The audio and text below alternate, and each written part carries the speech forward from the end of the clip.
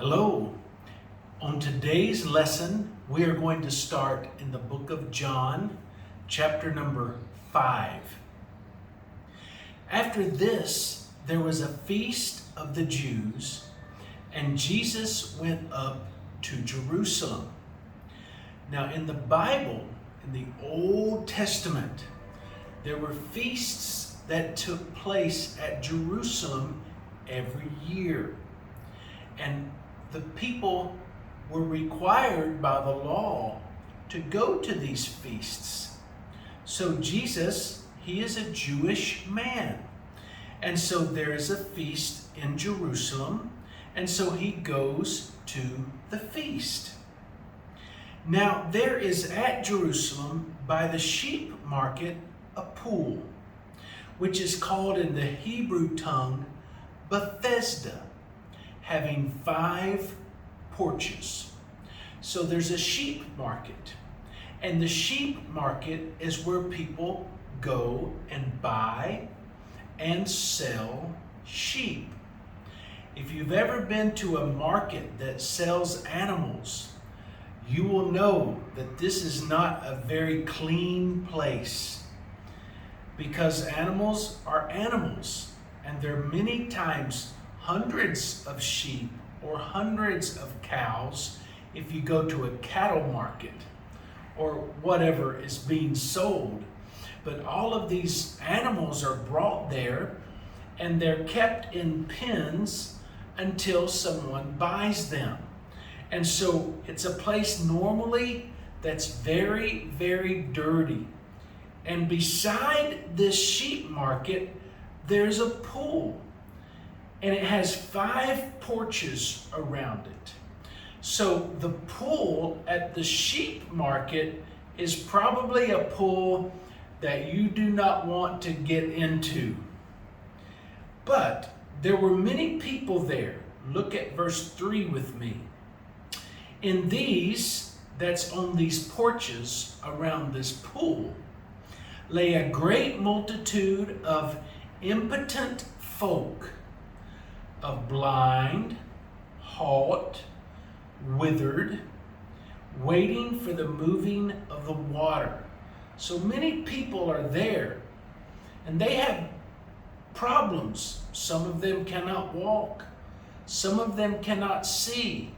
Some of them, they have the hand that doesn't work correctly. And they're all on these porches, and the Bible says they're waiting for the moving of the water. And verse 4 tells us, for an angel went down at a certain season into the pool and troubled the water. Whosoever then first after the troubling of the water stepped in was made whole of whatsoever disease he had. So everyone is thinking, there's a tradition there. There's an idea that if you'll watch this pool very carefully, an angel will come and the angel will stir the waters a little bit. When you see the waters stirring, then you jump in the pool very quickly. And the first person into the pool, they are healed of their disease. Now, I don't know if that really happened or not, but we do know that many people are thinking that happened, and many people are hoping that it happens again, and they're waiting to be the first person into the pool. But you think about this with me. The blind man, how is he going to be the first person? He cannot even see the pool. The lame man, he cannot even get into the pool. But yet, everyone is there and they are waiting and watching very carefully. That shows us how that they would put their hope in something that is so hopeless. Many people do that today. They're hoping for things. And a lot of the things they're hoping for is those things are hopeless. The Bible tells us that God is the God of all hope. He's the one and the only one that we should put our hope in. But many people, they put their hope in so many other things. Verse 5. A certain man was there which had an infirmity 38 years. This man had a problem for 38 years. When Jesus saw him lie and knew that he had been now a long time in that case, he saith unto him, Wilt thou be made whole? So Jesus sees this man, and Jesus knows all about his problem and all about the long history, the long time that he's had this problem. And of all the people were there, but Jesus looks at this one man and he says to him, Wilt thou be made whole? Will you be made whole? The impotent man answered him, Sir, I have no man when the water is troubled to put me into the pool. But while I am coming, another steppeth down before me.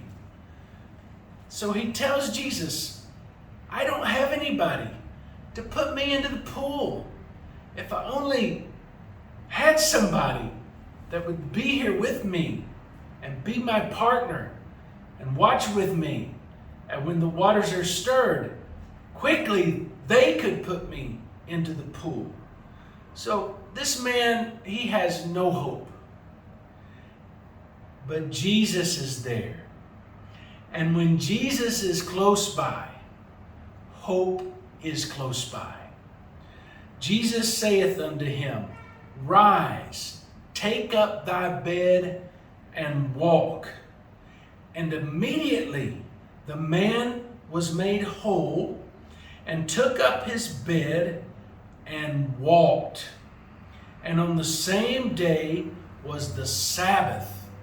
So this was the Sabbath day. And Jesus told this man, Rise, take up thy bed, and walk. And immediately this man was healed. And Jesus can do that. He can heal anyone of any disease. And this man was in a hopeless situation, but Jesus came by and Jesus healed him. Okay, that's today's lesson. We'll start verse 10 the next time. See you next time.